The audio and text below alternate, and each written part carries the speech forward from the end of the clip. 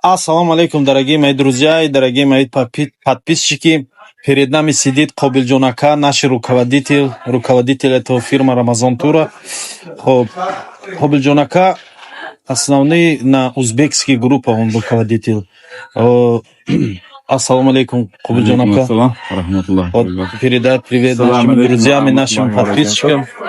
Alhamdulillahi Rabbil Alamin va salatu va salam ala Rasulihil Karim sallallahu alayhi va sallam. Robbimga hamdlar, Rasululloh sallallohu alayhi va sallamga do'ru salovatlar bo'lsin. Assalomu alaykum va rahmatulloh. Mana bugun biz inshaalloh mana Ramazon turi bilan ishlab kelyapmiz. Alhamdulillah ko'p yutuqlarga ega bo'ldik. Mana shu 2 yil, 3 yil ichida. Alhamdulillah mana o'zimizni birodarimiz, firmamizni nimasi ham Mirali, unga ham Alloh rozi bo'lsin, xonadoniga yaxshiliklar bilan siylasin.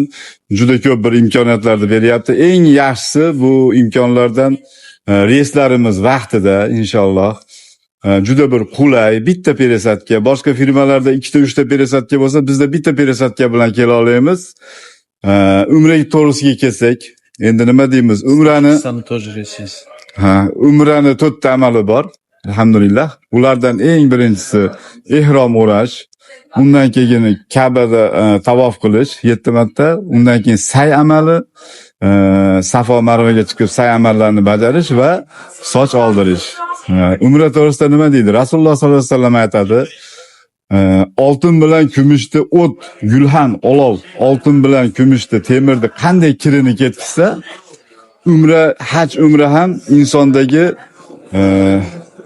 har xil gunohlarni, har xil bir falokat, har xil yomonliklardan, kambag'allikdan, hamma yoqdan shu umra bilan haj shu yomon illatlarni ketkazar ekan. Alhamdulillah. Umrani ham qanday qilish kerak? Mukammal qilishga harakat qilish kerak. Ko'pchilik mana bo'ladi Ismoiljon, kelishadi umra qilgani qariyalar bo'ladi ichida. Mana bir kelib turib odam ko'p, duolarni vaqtida ayta olmay qolishadi. Biz nima qilamiz? Biz pechatni katta bukva bilan doim o'zimiz bilan list olib yuramiz, чтобы o'qib berish uchun. Har bitta palomligimiz, har bitta umrachimiz shu har bitta duoni o'ziga o'qitamiz. Каждый он сам будет читать. Вот это дуа не будет повторять, потому что когда повторяет, некоторые не слушают. Вот alhamdulillah harakat qilyapmiz. Alloh nasib qilsa hali ko'p ishlaymiz. Ramazon kelyapti mana inshaalloh. Ramazonga ham mana gastinisalarimiz ham juda qulay, bitta ostanovka 950 ming metr haramgacha shu yerdan olganmiz. Mahbasjindan gastinisalarda ham inshaalloh Alloh nasib qilsa birgalikda mana Tojikistonda, Qirg'izistonda, Ozarbayjonda, qayerda bo'lsa ham mana Ozarbayjon, Qirg'iziston gapiraveramiz inshaalloh. Ozarbayjonda yavash-yavash danisha bilamiz. Qirg'izchalar tug'anlar bilan suylashni bilamiz inshaalloh. Marhamat, bemalol kelib yozilishlar mumkin. Tojikistona тоже всем привет, assalomu alaykum. Tojikistona тоже рейс есть, иншаллах. Из Ташкента есть рейс, иншаллах. И можете тоже записаться, приехать. Мархамат.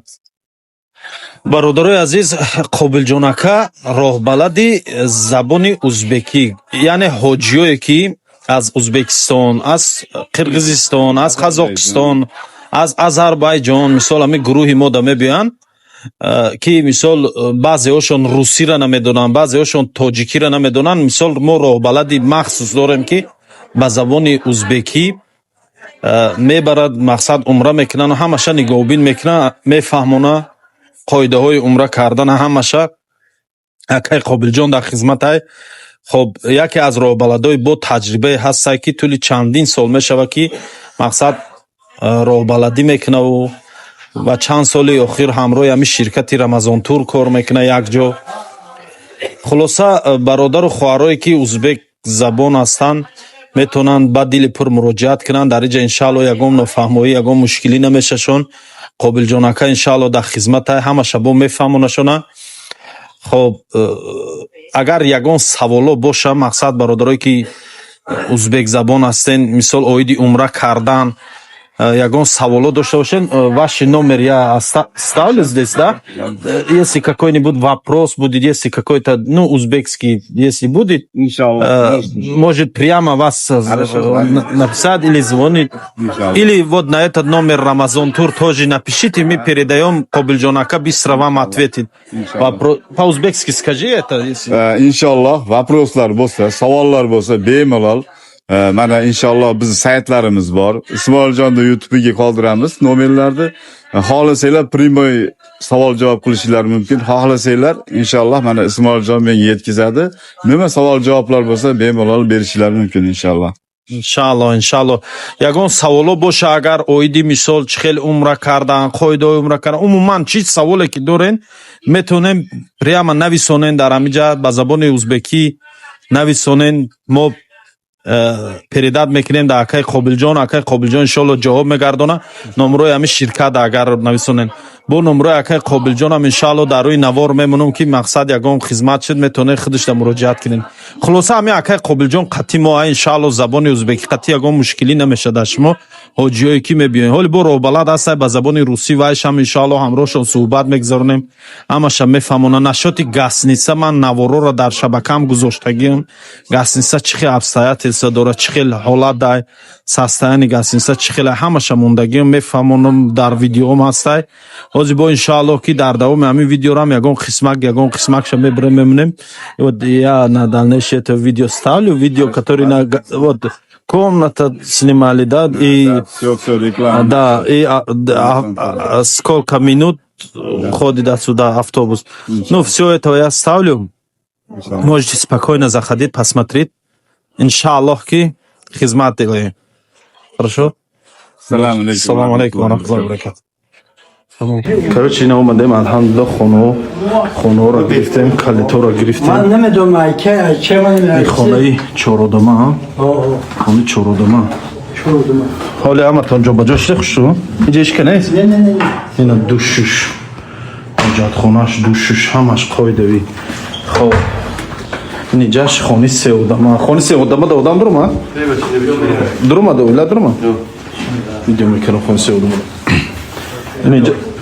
اینجا خونه سه آدم خونه چهار آدمه چی خیلی اکا خونه چی خیلی مردک بوری چی خیلی راست شگوه نکی من قسم خودگم پیلوس مینوسه نشون میتیم همشه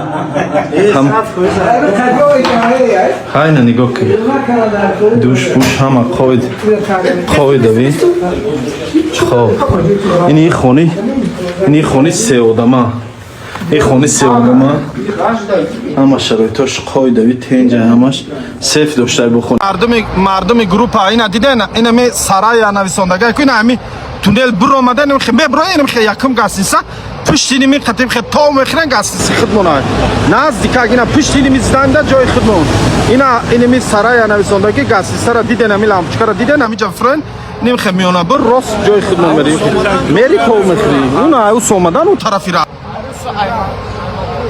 ай макаис мебиёд авусу мефрои айси дайси тамом ҳозир автобус мебиём ҳа иними мефрои пешход қати мегзари иними рақ қати мегзари иҷа мебии ина бо ини гасинси дигариш аҷаб маҳбас ина алҷад маҳбас гасинсаи маҳбас давновиш сайёра ҳар диними ду точка نگاه کنین اینا ما سوار شدیم ساعت 1:03 2 minut و 5 سکونده باید رسه اتوبوس даже 2 minut هم نمیکشه برای که ما در رمضان دیده بودیم 2 minut و 5 سکند بود باز ان شاء الله با میبینیم چند قدم میرسه